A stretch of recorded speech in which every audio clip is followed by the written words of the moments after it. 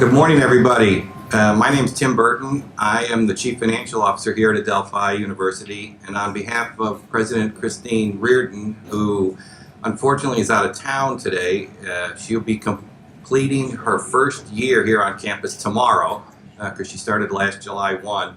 I want to welcome everybody to the campus. We think that we've got a nice little program set up for you today to talk about energy efficiency in the central heating plant process. We started the process here at ADELPHI many years ago, and we have landed in a place where, for those of you that are going to maybe take the tour at 11 o'clock, we're a week away, or 10 days away, or 14 days away from turning the facility on, and we're very excited about that. We're happy that everybody is here, and I'm even happier to be able to introduce Andre Rochette, who's the president of Ecosystems. He's the guy that I met 2 years ago, almost 2 years ago, and he's the guy that's been able to pull this thing together, and we're very excited about where we are with this. So Andre, why don't you make some comments, and then we'll get going with the panels. Thank you all for being here today. An event is never great without people showing up, so it's great to have such a good attendance. The idea behind the event, you know, cogen, yes or no, cogen or not, we get asked that question all the time. And we ask that question to ourselves all the time because there's many different solutions to a building. And our aim is always to take the building to the next level in terms of efficiency, so overall comfort and ease of use, but also efficiency in terms of maintenance and energy usage. And we thought, you know, let's put that out there and have the opinions of different people. But we always take it down to, you know, it's good engineering. This project here at ADELPHI is 40% reduction on the energy bill. Cogen is part of the mix, but sometimes it's not. It depends on what you want to accomplish. It depends on the utility rates, on the setup of the buildings, and it has to be the best solution is one that has to be engineered.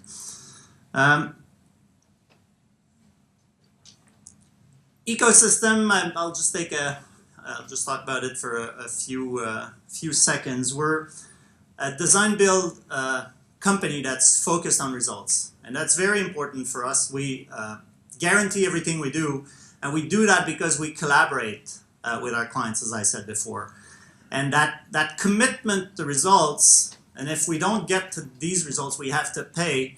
That's what really showed us how to work in a very agile methodology, but also to collaborate. The first couple of years, we would not collaborate. You know, we're engineers, we know everything. We'd come into the building and we'd mess it up, and then we had to pay, and so we learned it the hard way, and so the collaboration has come naturally from being obligated to deliver, and so we just hope that in the construction industry, in the future, is going to be more of that collaboration. There's going to be more professionals that will be able to commit to results, and there's going to be more clients that will be able to use a business model or a contract that aligns the interests of both the client and the vendor or the professionals. We think it's important. Every project we do, as I said, we guarantee it, and the guarantee is not meant to be kind of a long-term energy savings, although it can, but the guarantee sometimes is just a 1 year, just to align our interests, just to make sure that we keep our eyes on the ball, that we design and we build with the end in mind. That's the most important thing. And lastly, I want to show you an image that is very inspiring for us. This is more about energy efficiency. This is the world's toughest building code. This is Germany's building code. For those of you who read German, you can probably see what's up there. I cannot. But I can tell you that the two arrows, one is site energy consumption, and the other one is source. So at the bottom is source. They call it primary energy. And if you were to put that into American units, it would be a K 1,000 BTUs per square feet, and the scale would go from 0 to 80. That means if your source energy intensity is more than 80, not only you're in the red zone, but you're not on the graph. And they put that on every building. And for us, it shows the potential there is in North America. And believe me, Canada is nowhere near these standards. In the US, if you look at the portfolio manager from Energy Star, they'll tell you that the average hospital source energy is 390. Now remember, the scale goes not to 250, but in American units, it goes to 80. The average is 350 in hospitals. Retail, 250. Offices, 150. And college and universities, 260. So anywhere you go, you know, it's way above. And when we say to our clients that we want to save 30%, we think it's easy. We could even save 60%. But 60%, you know, the payback will probably be billions of years.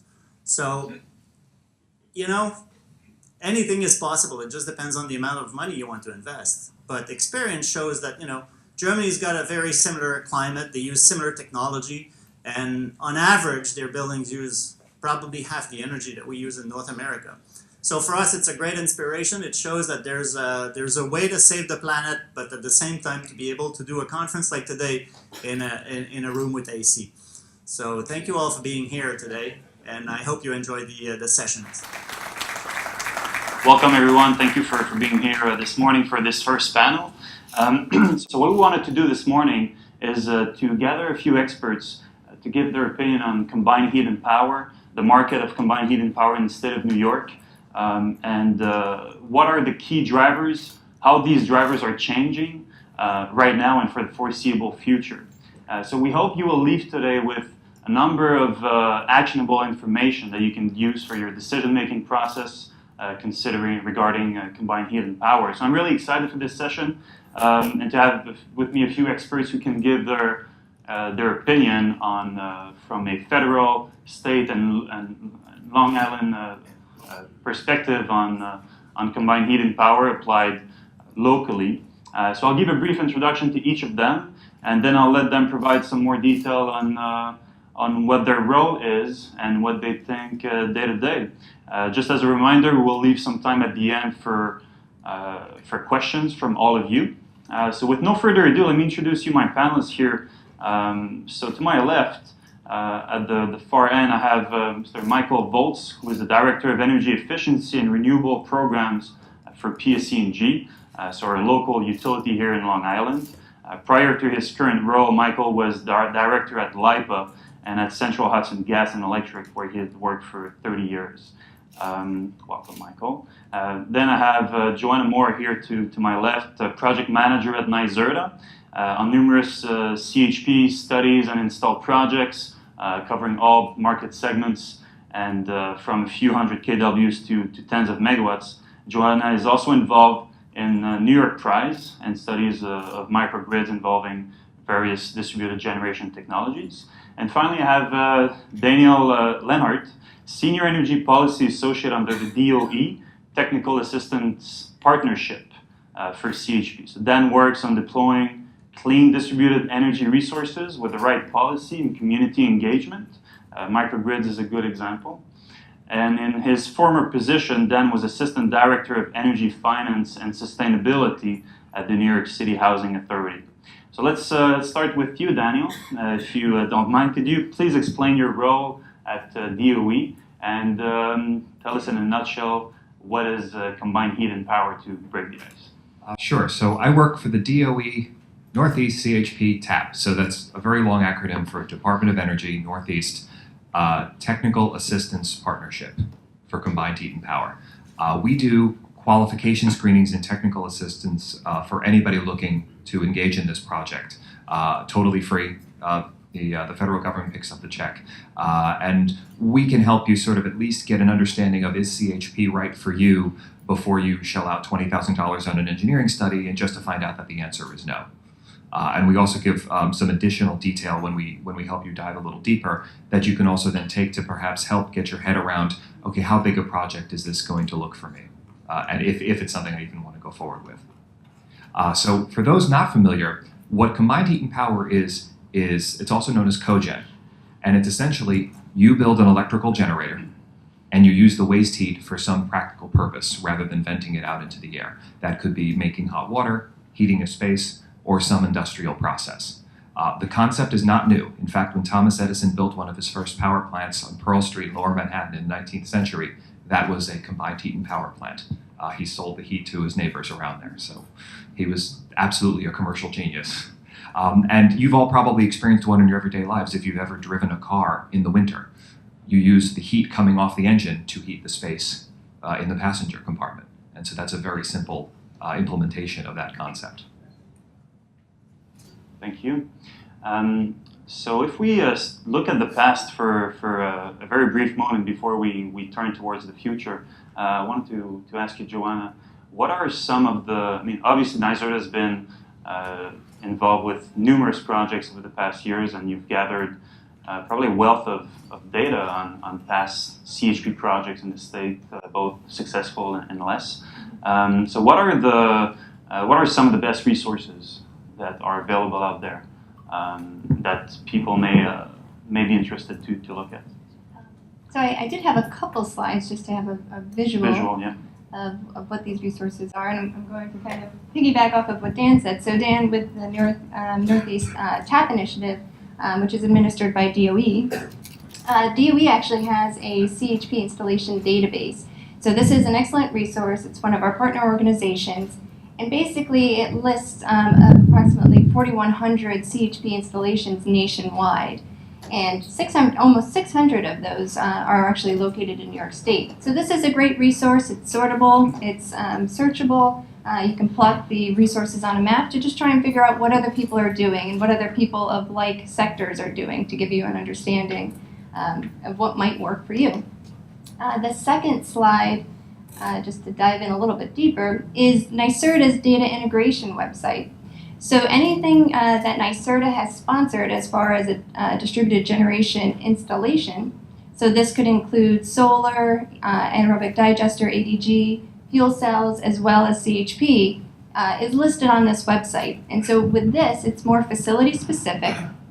We include the monitored data that resulted from the measurement and verification portion of the installation project. And then you can see just a tiny little fact sheet off to the side. We include facility history, what the goal of the project was, what the methodology was to get it installed, any sort of measurement and verification notes. And as far as the data is concerned, it's extremely user-friendly. You can download it, you can plot it, you can analyze it in any way, shape, or form to try and figure out how this is working. So these are real-world examples. And again, it's sortable, searchable. There's also a map function so you can see what's in your area. And it's a good resource, again, to figure out what other people are doing, and specifically within your individual sector, what have they installed, how has that been working for them. And then the last just piece to this is we do also have a link section on this website which directs to other credible information sources such as the DOE, the TAP, EPA's CHP partnership. So a lot of information available in this site. Which, by the way, 2 of our handouts are in your packet, actually. The one with the map of the U.S., that'll tell you a little bit more about the program as well as how to get in touch with us. Great, thank you. Michael, PSEG has been very active lately on the CHP front. There are a lot of people here today from the Long Island region who are probably interested to hear about what's new on, and I'm sure you have a few things to share with us on the recent CHP incentive program from PSEG. Absolutely. Good morning, everyone. So a little background about PSEG-Long Island. We've been the utility on Long Island since January 1st of 2014, so we're about 2.5 years into serving customers on Long Island. And some people would ask us, gee, why doesn't NYSERDA offer incentives on Long Island? They offer them everywhere else in the state, for CHP, for example, for the past 2 or so years. And the reason for that is we're not regulated by the Public Service Commission like all the other utilities in New York State. We're regulated by the Long Island Power Authority Board of Trustees. And because of that, there's something in the state that all other utility customers pay, which is called the Systems Benefits Charge. And that System Benefits Charge goes into a fund which NYSERDA can then use to provide incentives for CHP, among other things.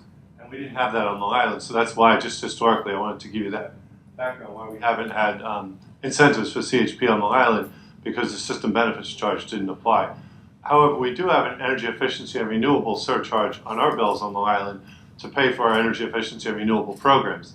And historically, we've always had a prohibition against fuel switching for those incentives. So we give incentives for high efficiency lighting, high efficiency air conditioning, control systems, energy management systems, all kinds of technologies, refrigeration.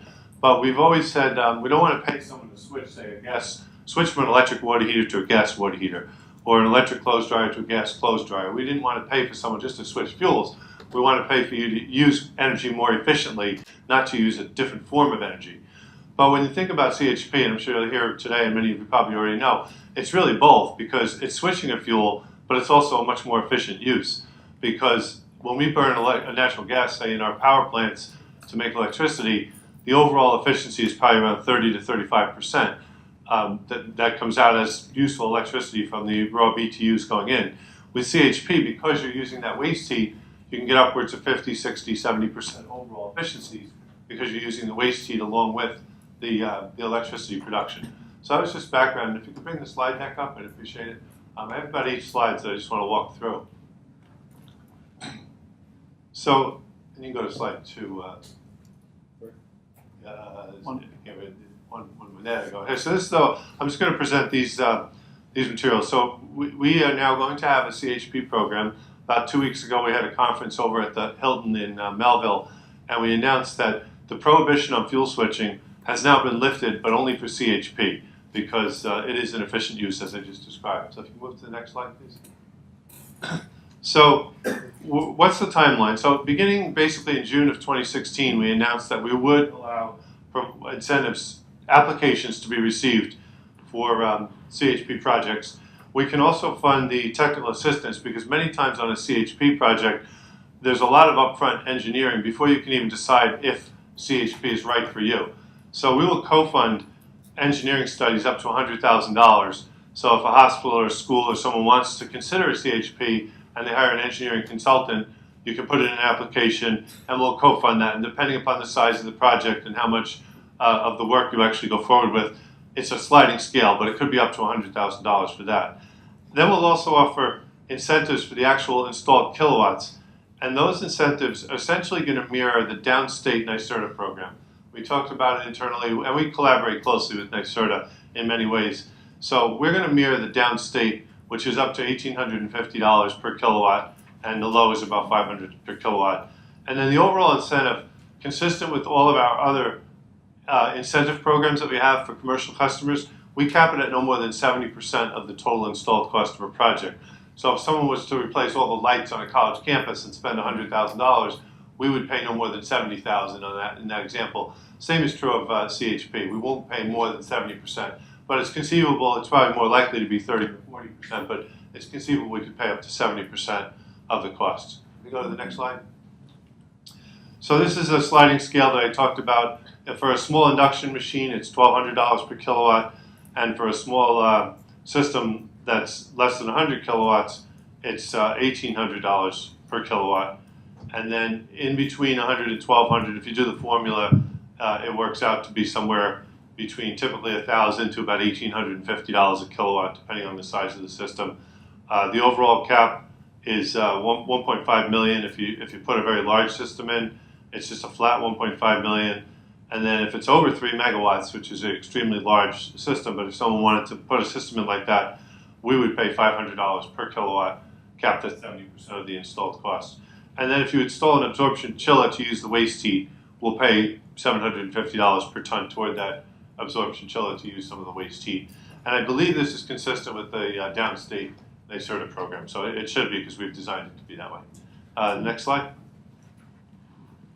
So customers are encouraged to implement other energy efficiency measures first, because oftentimes lighting and air conditioning, particularly lighting, is very quick paybacks, and you want to reduce the overall electric consumption so that when you design your CHP systems, you might not need as large of a system if you first implement all the other energy efficiency measures first.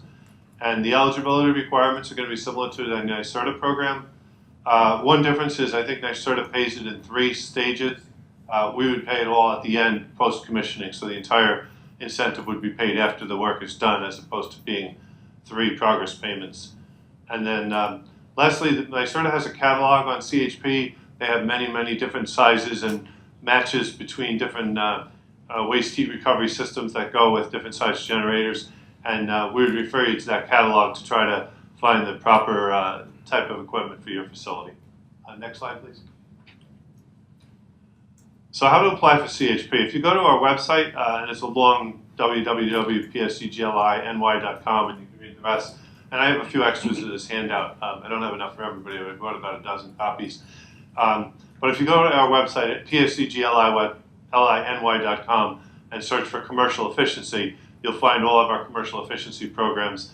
And then there's a custom measures program. Since this is new, effective mid-June, we don't have an actual CHP program description, but we have a custom measures program. So if you wanted to apply for some process improvement in a manufacturing plant, for example, you could apply under our custom program.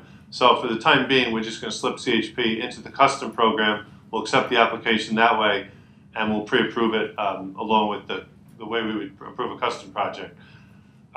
So a key information that may be needed, you're going to want to have a detailed feasibility study, equipment specifications, estimated costs, building characteristics, energy modeling, all the things that you're going to want to do anyway to convince your own internal management that CHP is the right thing to do. You submit all that documentation to us. And then next slide, please. And then there's the application mailbox. It's CEPLI@pseg.com. So you submit the application to that mailbox. We have an engineer, a team of engineers, but one of our engineers would schedule a kickoff meeting, review all the material, and ultimately the underlined version where it says pre-approval letter. That's the key document, because basically a pre-approval letter is essentially like a contract from us to you. It's a commitment from PSEG-Long Island for a period typically of 6 months. In the case of CHP, we'll probably extend that for 12 to 18 months because it takes a lot longer to build a CHP than it does to replace lighting. But our typical pre-approval letters are good for 6 months. As I said, we'll make these longer. But basically that letter is a commitment from us that as long as you do the work that you said you were going to do, and you build it properly, and we inspect it, and it meets all the standards, you'll receive that incentive. So if we approve you for $500,000 and the work is done, the pre-approval letter is basically what you hold. So like you said, you'd give me this much money. So don't begin the work until you have the pre-approval letter, because if you want the incentive, you really have to have that pre-approval letter first, then go forward and do all the work, and then you'll get the incentive when the work is complete. And then, as I said, we have a technical support engineer, Swapnil Gore. We have others, but Swapnil would be the one that we'd refer you to, particularly for CHP. And then I think this is my last slide. It's a sample. And obviously, every hospital is different, every school building is different, but we tried to estimate for a typical, if you will, typical hospital that wanted to put an 820 kilowatt reciprocating CHP system. About $3,000 a kilowatt was our estimate for the installed cost, so that's $2.4 million. The utility incentive, when you go through the formula that I showed earlier, is $1.1 million, so it's almost 50% of the cost that we would pay you upon completion of the project. You would then get also an investment tax credit, which would bring your net cost for this 820 kilowatt system down to a little over $1 million. And then if you go through all the calculations, again, it depends on natural gas prices and maintenance expenses and all that. It's an estimate, but we believe that a system like that would save about $400,000 per year for a $1 million investment. So you just do the math, $1 million, you're saving $400,000 every year. In about 2.5 years, you would have your money back. Obviously, as you'll hear throughout the day, there's a lot of other considerations besides just the payback. You've got to have the space on the facility, you've got to have the desire, the motivation, the technical skills to be able to operate and maintain a plant like that. Unlike lighting, where you put it in, there's really no maintenance. A CHP system is a major investment, and it requires a lot more technical skills and experience to operate.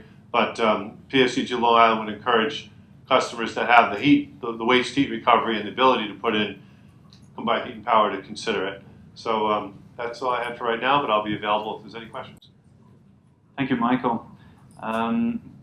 Moving on to you, Daniel. So to come back to your role at DOE, you mentioned that you help customers screen the types of firms and projects that they are about to engage into for CHP. So how do you think it is important to select the right firm and to have the right alignment between the customer and the firm that will, the partner firm that will lead you into a CHP project? And how do contractual models and financial agreements can help to maintain or offset that alignment? Yeah, and I think alignment is the key word there, is understanding that. And so, go back a number of years and you tended to see three major silos. There was the manufacturers, there were the maintainers, and then there were the financiers. And you often contracted with each of them separately or brought them separately to the table. We're seeing the lines between those different stakeholders blur. And I think that's actually good because then it's a lot easier to get people talking and, again, get the alignment that you want. And what is that alignment? That's making sure that everybody at the table shares the same goals that you do, which is cost reduction, lowest total cost of ownership. So you want to look for people that are capable of structuring an arrangement that you're going to be happy with long term. For example, if you just say, well, look, I want to buy CHP. Well, then that vendor is probably motivated to just sell you the biggest piece of equipment they possibly can, not necessarily the one that's going to give you the lowest total cost of ownership or the one that's going to give you the best financial benefit over the couple of decades that you're committing to there. And especially for the smaller scale ones, I mean, to your point, if they're building a 3 or 4 or 5 megawatt plant up, then yeah, they're probably going to manage that in-house. And there's definitely a very big technical skill set that you want to make sure you have in-house to do that. But for the smaller ones, there's going to be a maintenance contract there as well. So you also want to make sure that the people that you're bringing in to maintain this are motivated to keep it up and running at peak efficiency, because only through that and only running well is it going to save you the amount of money over the long term that you want. And in fact, with NYSERDA's program, I don't know if you're structuring the same thing or not, but if you go with their catalog program where, okay, they give you this direct incentive for buying certain CHP models, they require you to contract out at least 5 years of maintenance for somebody to bring in. And that's incredibly important. And more often than not, you're probably going to see a maintenance agreement that goes throughout the entire lifetime of the equipment, 15, 20 years. The nice part about that is two things. One is you have this predictable cost. It's less overhead for you to manage, but also then that's a line item you can account for when you're doing your benefit cost analysis all in, when you're taking your capital expenditure costs, your financing costs, O&M, all of these types of things. The other thing to think about is, how are you going to pay for this? I think very few people are probably going to shell out the X million dollars it would require for a decent sized system, or perhaps even hundreds of thousands if you're on the really low end. More often than not, you're going to finance that. And think about how that financing arrangement can be brought to bear to help with that stakeholder alignment. So, if you're sort of your basic thing of lease to own, okay, but with the more elaborate financial arrangements, you have things like power purchase agreements, where you don't own or operate the equipment. You just say, look, I'm going to buy this many kilowatt hours from you or this many therms of energy. If they're not online, every day that they're offline, they're losing money. So suddenly it's in their best motivation to make sure that that system stays up and running. Likewise, if you've only committed to buy a certain amount, well, they're not going to build a bigger system than you need because you're never going to run it at the highest level. So again, you look for ways to align that. There are other ways like energy services performance contracts, where they do the analysis and they commit to you a certain amount of savings. Again, very often with very little to no upfront capital costs. And so it's worth it to them, since they're taking on the financial risk, to really do the due diligence needed to sort of build out the facility you're going to need. And we're also starting to see some newer arrangements where people will come to the table with a fully packaged solution. This is design, build, own, operate, maintain, finance, all in one. It's a turnkey project for you, where they say, we're going to guarantee you a certain ROI. Here's 7% ROI. Guaranteed, we will take care of everything else. And especially when you're trying to shop this around to your CFO, that can be a very financially compelling argument to make. So think about how you're going to finance it. Get the partners that you need. Make sure you've hired a technical partner that's going to advocate for you, that's on your side of the table. I mean, imagine you've never bought a car before. Are you going to walk into a new dealership and just say, oh, well, tell me everything about this, and necessarily take that person at their word? No, you're probably going to bring somebody who's bought cars before and knows a lot about them and can help, whether that's picking the right car for you or picking the right lease terms for you. So make sure that you have brought somebody in and that's on your side of the table and that you've paid to watch out for your interests. And Joanna, to add to that discussion, are there, on top of the type of relationship that a facility would enter into with a partner firm, Are there other keys or keys to success for CHP projects that NYSERDA has observed over the years on all the projects that you've been involved with, maybe personally and also here at ADELPHI? I know you're the manager for this project. Yes, absolutely. So to just branch off from what Dan was saying, so having that advocate, I think, is really, really important. If you don't have somebody either at the site or at the facility really shepherding the project through the necessary approvals with, the powers that be, and then working with the various technical consultants, the engineers, the design build firms, the commissioning firms, and then also someone who's willing to share their success stories, their lessons learned. That's really important, because that's going to help evolve not only the project at the site where the CHP system is being installed, but also help to disseminate that information to other users who are potentially considering CHP at their site. As far as the technical aspects that make CHP pretty attractive is to have a pretty significant electric and thermal load at the site, and to add on to that, to make sure that those electric and thermal loads are coincident, meaning you have a high demand for electricity and a constant demand for thermal at the same time. CHP is combined heat and power, so we're not only generating electricity, but we're looking for opportunities to utilize that recovered heat in a useful and economic manner. So identifying those what they call heat sinks, those potential uses for thermal, is critical, and that's usually where we start. Is what does your baseline utility load look like? Does this make you a good candidate for CHP? And I think Mike also mentioned this as well. Making sure that you've also engaged in energy efficiency in advance of considering CHP. We have seen some projects, unfortunately, that went right to CHP and the system operated beautifully, but then they went and did some lighting and motors and a little bit of this, a little bit of that, and their base load dropped significantly enough where their CHP system wasn't providing the value that was originally intended, because it wasn't right-sized to the current operation of the building. Yeah. So we strongly encourage energy efficiency before delving into CHP, and making sure that at a minimum you've done a tune-up of your building before diving into this $1 million investment. And then just some other, if you have any opportunity to value resiliency, if you are impacted by a natural disaster, or if you have frequent outages, is there a way to incorporate those losses into your pro forma to say this is another value add, in addition to the energy savings you may realize, this is another value add to consider to then encourage people to install CHP. And then as far as ADELPHI is concerned, so they are currently participating in the analysis. We wanted to make sure that, one, they had that coincident thermal and electric load, which they do, that when it's operational, that it's going to be pretty efficient. So we have a threshold of 60% of overall efficiency. And through the energy analysis that was performed, we confirmed that, yes, they will be efficient.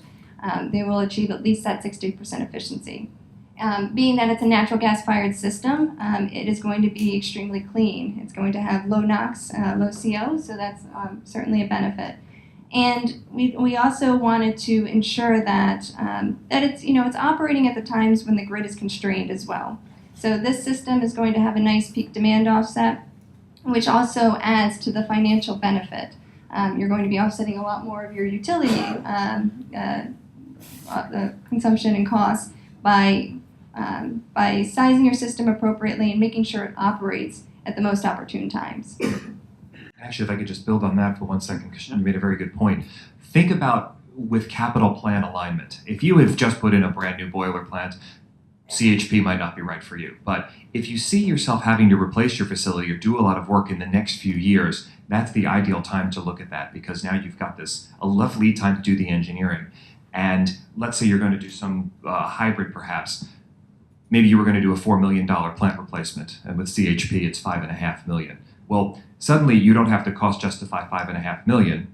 You just have to cost justify the $1.5 million marginal increase that CHP is. And so the return on investment in that can be much more compelling when looked at it in light of perhaps other sunk costs that are coming up anyway. And also, yeah, absolutely do building retrofits, energy performance stuff ahead of time, or another way to do it is perhaps coincidental. Do all of these energy performance measures at once. We see this a lot, like lighting retrofits. They have a simple payback, I mean, very aggressive, sometimes 1.5 years, 2 years at the most. Whereas some other things like re-insulating a building or more intensive stuff, much more broader payback times, and so it's harder to justify that. But when you can roll them all together into a portfolio of measures, then often that payback period comes somewhere in the middle ground, perhaps 6 to 7 years, which is something that perhaps you can sell to your internal capital committee. Daniel, looking at the future for a moment, what is DOE's, or do you have a perspective on the future role of CHP in this in the context of the grid becoming a little bit more, well, becoming more green with the higher penetration of renewable energy sources like solar, and what is does the CHP play a role given it's mainly based on fossil fuel natural gas? And also, what do you have to say to people who may have concerns or questions about their risk of engaging into natural gas? Right now it's relatively cheap. It may not always be that case. Right. Well, without speculating on where prices of natural gas going, it's because if I knew that, I would be a billionaire on the futures market. The risk there as far as going into CHP, because people say, oh, well, wait, I'm now generating electricity with natural gas. What if natural gas prices spike? Am I caught out? Not as much, because the price of electricity is also largely driven by the price of natural gas as well. So those two sort of move in tandem. So in terms of fuel risk and cost, that's not a very big factor. I mean, it's not nothing, but those two are tightly correlated. Correct me if I'm wrong here. No, that's accurate. On Long Island, I can't speak for all utilities, but no, but this whole area of the country. The vast majority of our energy on Long Island is produced with natural gas. We do have some nuclear, and we have some imports from out of the area, wind, solar, etc. But the vast majority, and on the margin, it's typically the marginal price that's set by natural gas. So that's accurate. Right. So you're not necessarily increasing your energy cost risk by engaging in combined heat and power. And now there are those purists that would argue, oh, well, wait, no, this is still fossil fuel. We're moving towards an all-renewable grid. First of all, that's by no means certain. And even if it were, it's by no means going to happen in the next decade. Probably that's 2 or 3 decades out, if we're lucky. And, not to be clear, I would love to see that happen. But the cost to do that, not just to build the generation, but then the transmission infrastructure and the billions upon billions of dollars that would be required to do that would be massive. So for at least the next couple of decades, which is the timeline that we're talking about with the combined heat and power plant's life cycle, that's still very, very compelling. Mm-hmm. So if you can make it work with today's financial numbers, then it's very likely that that's going to continue. Including with the regulatory changes that are coming to New York. If you've heard the acronym REV, Reforming the Energy Vision, the state is in the process of re-engineering the entire way that electricity is bought and sold. But it's with a keen eye towards making distributed generation, i.e. generation locally that customers own, CHP being a good example, is even more financially compelling than it is. So if you can make it work with today's market, then chances are it's going to be even more financially compelling longer term. And in terms of carbon reduction, there's a discount rate there. A ton of carbon reduced today is worth more than a ton of carbon reduced 20 years from now. So even if 20 years from now we did have this renewable grid, you are saving carbon now. You're reducing your carbon footprint now. And that's even a PR coup as well. You can say, we are not waiting for this potential no carbon grid to be built. We're taking the bull by the horns, and we are taking responsibility to reduce our carbon footprint today, here and now. So your PR people will love that as well when you put that forward. Would you agree with that, Michael? Seen from a utility perspective, that CHP has a role, I'm sure, in the way that you manage the mix of electricity sources in your region, and I know you're involved as well with the REV initiative. What does PSEG? Are there any initiatives by PSEG to provide perhaps additional value streams for CHP owners beyond strict energy savings, such as the Con Edison's BQDM, for instance, that provide additional locational value where the grid is more stressed? Yeah, a couple of thoughts along those lines. The State Energy Plan that came out in 2015 has a goal of 40% greenhouse gas reductions by 2030 compared to 1990 levels. And CHP, as we heard, if it has a minimum of 60% overall efficiency compared to the 35% that we're producing in our power plants with national, I say ours, they're owned by National Grid, but the Long Island plants are 30 or 35% efficient. So by going to 60%, you're basically cutting the greenhouse gases about in half for the same amount of electric energy and waste heat that you're recovering. So from a greenhouse gas reduction public policy standpoint, PSEG-Long Island, as I said earlier, we work for the Long Island Power Authority, and they're a state agency. So ultimately, we're trying to follow state policy. We have to do it in such a way that it's also profitable for PSEG-Long Island. We're a business. But to the extent possible, we want to follow state policy. And state policy right now is 50% renewables by 2030 and 40% greenhouse gas reductions by 2030. So we're aggressively pushing solar power. We have a renewable RFP that bids came in on June 22nd, and we're evaluating those now to see how much could be offshore wind, could be more solar, etc. But CHP has a role to play there as well, because as we just heard, and I agree, for the next 20 years or so, as much wind and solar as we try to put in, we're still going to need baseload power plants to be able to fulfill the volatility of electric consumption. Right. It's dispatchable, so you can increase and decrease the amount of energy with a gas-fired power plant. You can't do that with wind and solar, because if a cloud comes by or the sun goes away, the energy stops. And if the wind stops blowing, the energy stops. So you're going to need that gas-fired power plants for many years anyway. And just on that last point, if you can move to the next slide, I just have one more discussion. So we have, much like BQDM, which most of you probably heard of, Brooklyn Queens Demand Management, we have two areas, actually three, but the third one we already are in the middle of, the South Fork out in the Hamptons and Montauk. We received bids in December, and we're currently evaluating bids for what to do out there. That's a load pocket, and we're trying to mitigate the peak demand in that area by using things like batteries and solar and other alternative technologies. Probably not a lot of CHP, because there's very little natural gas way out at the tip end of Long Island. So probably won't have CHP on the South Fork. But these other two areas that I mentioned here, Yap Bank and Smithtown, these are load pockets where the substation's becoming overloaded. We have about 130 substations on Long Island. Some of them are in high growth areas where people are moving into building new homes, new businesses, and we need more transmission or substation infrastructure. And we'd like to be able to defer the need to make those capital investments if it can be done in a cost-effective way. So we're going to be coming out with an RFP probably in the next 30 days or so, maybe the end of July timeframe it'll be out. One for Smithtown and one for Yap Bank. Each area is about 10 megawatts. I think BQDM is much larger than that. It's probably 50 megawatts or more. Yeah. But Smithtown and Yap Bank are kind of mini versions of BQDM, 10 megawatts in each area. We're open for CHP, and both of those areas have natural gas. So to the extent that there's a business owner that has a waste heat load and they're in those areas, CHP could be proposed. If there's anyone in this room that's also interested in things like battery storage or load control, basically anything that reduces the peak demand on the system. And the difference between the program I described earlier, we prescribe the amount we'll pay. In this case, you tell us what you need, because it's a bid.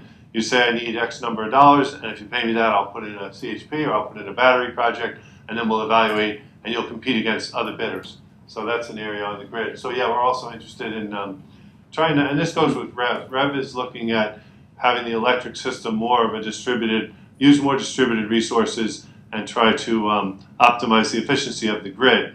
And if you have high growth areas that need capital investment, a CHP or a lighting project in those areas is worth more than it is, say, in Garden City where we don't have the need. So yeah, we're interested in doing that as well. Thank you, Sorry, if you don't mind, something else I didn't even mention before was resiliency. If you need backup power, well then it doesn't matter how green the grid is, you're offline. And you're not going to create really standby power of any significant period with on-site renewables. The output of solar panels at night is precisely zero. But our electrical needs do not end, when the sun goes down. And even if we manage to solve the storage issue, the cost of implementing that and the long-term capability of storage is just not there. You're going to need on-site fossil fuels if you want to be resilient. Thank you. And so, Joanna, last remarks goes to you. Can you give us a little insight on the NYSERDA current CHP incentives and the forecast for the next couple of years, and then we'll move on with questions. Sure.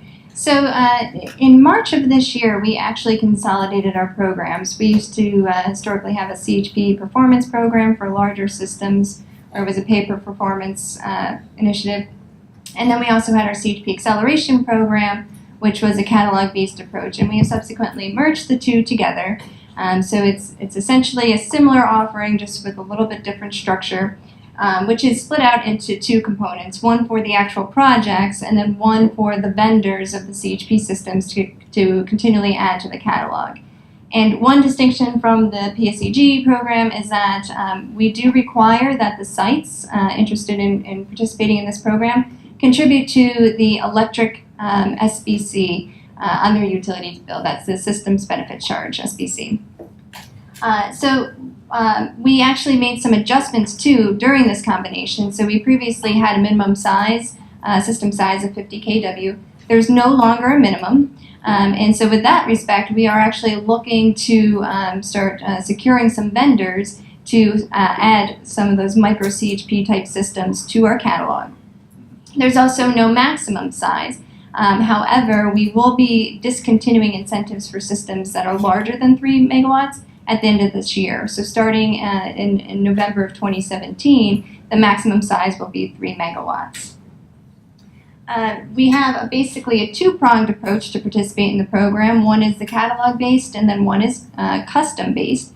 For the catalog-based, that's focused on systems that are 1 megawatt or smaller, and you would work directly with the vendors that are listed within the catalog to select the appropriate system, and we would contract directly with those vendors.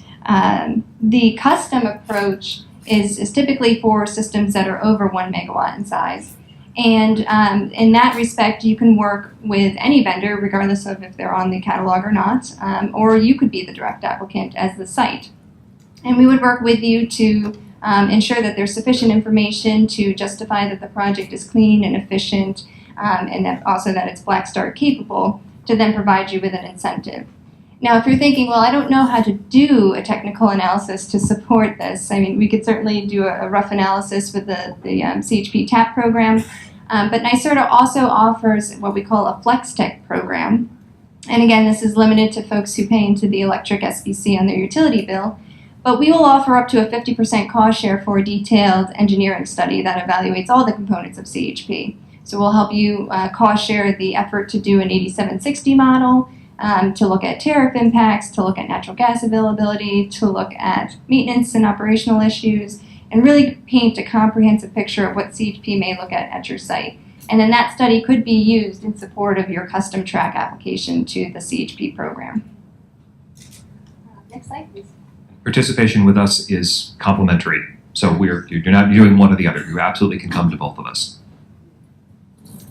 So just to recap on some of these new rules, again, just stressing that we are limited to paying for or to incentivizing projects where the customer pays the electric SBC. And our long-term goal or long-term objective is to eventually make the market self-sufficient in the absence of subsidies. So as you can see from the screen up there, I guess, is that we will be implementing a 5% reduction on our incentives starting September of this year through March of 2018. So we will be coming up with other strategies and initiatives to help to streamline the CHP implementation and the soft costs associated with CHP. But as far as direct incentives, this is our current structure. So as far as other resources, though, I do want to mention, and luckily she's in the room today. So if you do need some help navigating the programs, the CHP program, if you need some general technical assistance, you have questions, and you need help working with the vendors, we have contracted with ERS. They have an office based out in Manhattan, and again, this is for those sites that pay the electric SBC. But they are our technical support outreach contractor, and Gita, if you wouldn't mind, right in the back there, is a terrific resource who can help you with everything the CHP program has to offer. So her contact information is also included in our solicitation, but again, one more great resource for you to turn to if you need help navigating through the NYSERDA program. Thank you. If I could just add, so everything that Joanna just said is really, we're going to have a parallel process on Long Island, because on Long Island, customers don't pay the SBC, but we have a parallel process, same kind of incentives, same kind of technical assistance. Instead of calling it Flex Tech, we call it our Technical Assistance Program. And Reno is in the back at the same table. Reno is has Swap Neal and the engineers work for Reno, and we can help you as well if you need guidance. So it's really a parallel process, and that was the goal of we're working with NYSERDA, is trying to make it seamless so it looks and acts just like Con Edison or other utilities. But on Long Island, it's not SBC money, but it's the same. To you, it's the same. Great. Thank you to all three of you. Do we have any questions for our panelists? And do we want to have the microphone, or should that gentleman just? Sure. Right. Yes.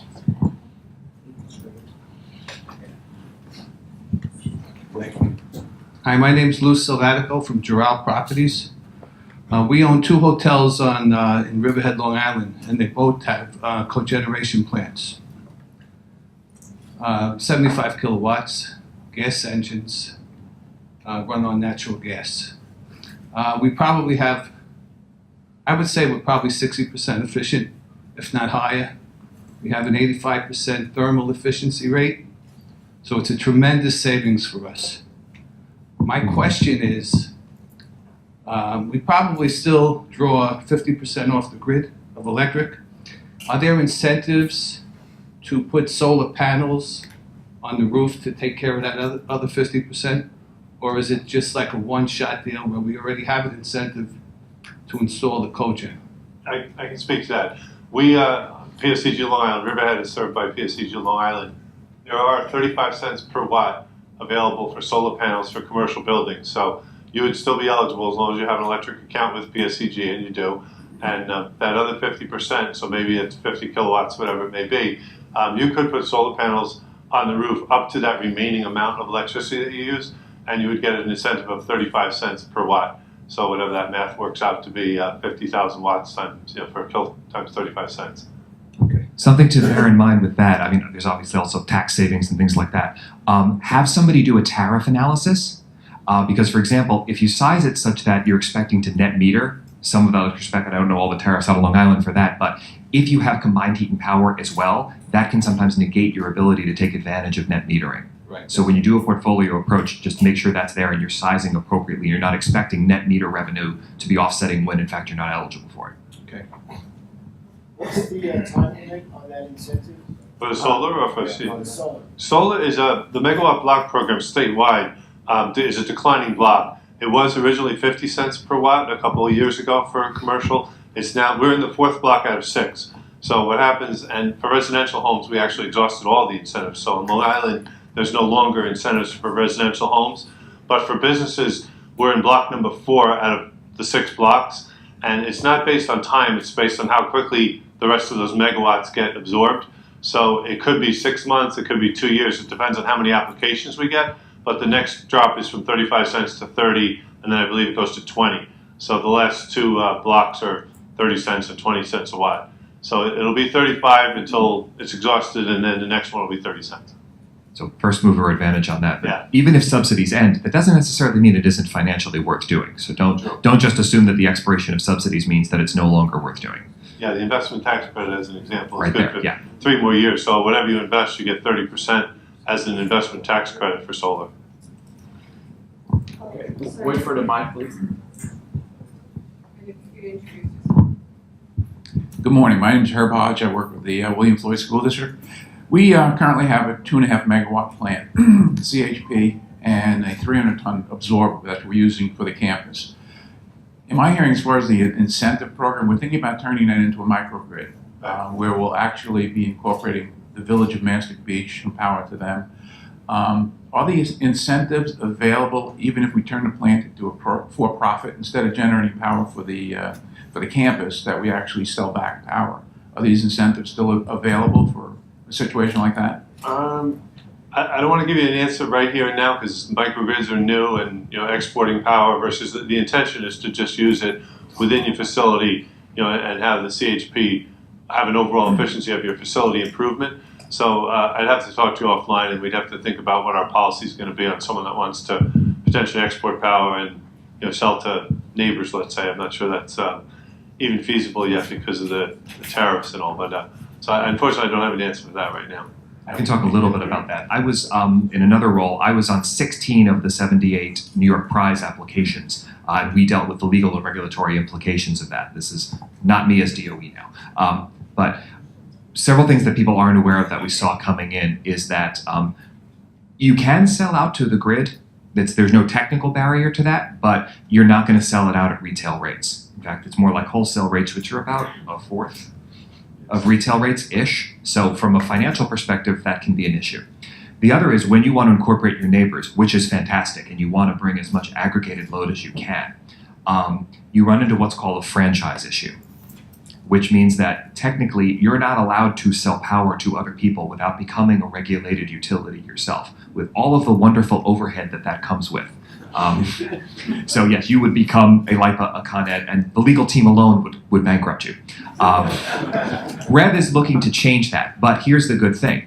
In the state of New York, and he'll hate to hear this, and I'm sorry about that, but franchises for electrical distribution are not monopolies. You can get an exception that the state can grant you. So you can get a carve out. We see there's about a dozen municipal utilities all over the state that do this. There's a bunch of microgrids that have gotten a separate carve out to do that. So just make sure you have somebody looking at the tariffs and the legal and regulatory structure as you fold all this in to make sure that you can make that work. Lest you get, spend a few $100,000 or however much in engineering and construction only to realize, oh wait, even though there's no technical reason this won't work, the financial or the regulatory barriers don't allow you to connect the dots the way you want. Would it be possible to have a question regarding your case to you? Would it be possible for them to benefit from from saving from their energy bill? But a for-profit corporation would be. And so in addition to potential utility programs, incentives from the federal government or state, etc., then these tax programs can also be roped in. That's a special resource you're talking about. Special resource program, is it? No, well, potentially, yeah, but more often that. But sometimes a private corporation can bring a more compelling financial model than a public institution, and so you would then probably get together to help create that private company, if you will. All right. Thank you. Okay. Great question. Oh, one last question. No, not a question, but it's more of a statement. But didn't you have my name is Rob Foley. Just a question. Didn't they just pass the feed-in tariff? So now you're no longer, the feed-in tariff will be able to pay or sell back at rate. I didn't hear about that. Oh, okay. I thought that was effective like in the next month or so. On Long Island, there's going to be a feed-in tariff, but only for solar PV. Is it just for solar PV? Not cogeneration, only solar PV. There's a feed-in tariff available. Yeah. All right. Thanks for the clarification. Thanks you for your question, and please give a warm applause for our three panelists.